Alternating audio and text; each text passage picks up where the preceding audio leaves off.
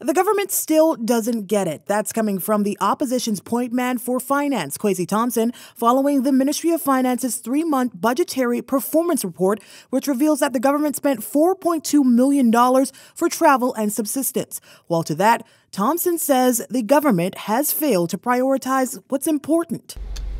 They have asked Bahamians to cut back in light of the inflation crisis.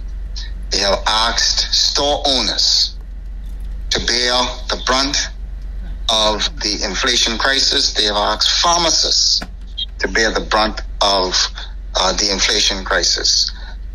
They unfortunately have not done the same. Now, the 2022-2023 budgets $14.9 million for travel and subsistence, which far surpasses last year's budgeted figures, which stood at $10.6 million.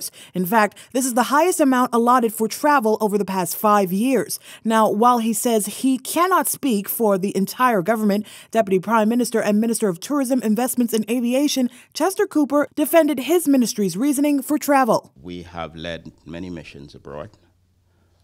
We have had 4 very successful missions so far.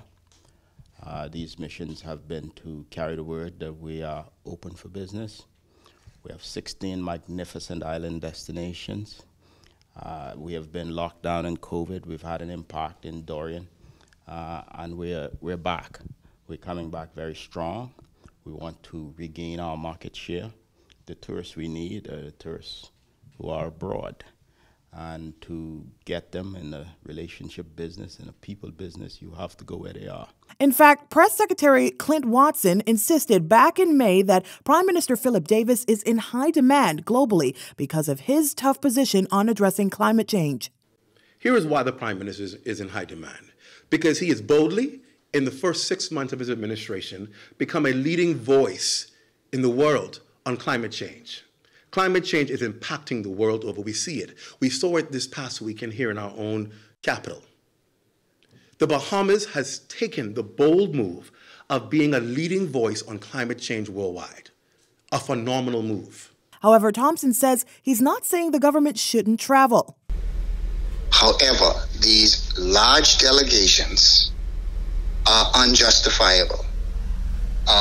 And they are unfortunately not adjusting their practices. They continue to just blatantly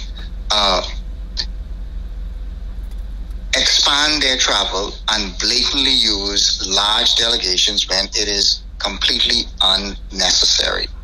And really, again, it speaks to their priority, that they would prefer to travel in large delegations than to sacrifice. Thompson adds that if the government were to cut their travel budget in half, the money left would assist thousands of Bahamians to repair their homes, something that's important to his constituents. He also noted that the money would assist with food assistance, electricity assistance, and assist businesses in receiving the necessary capital or concessions to assist during inflationary pressures.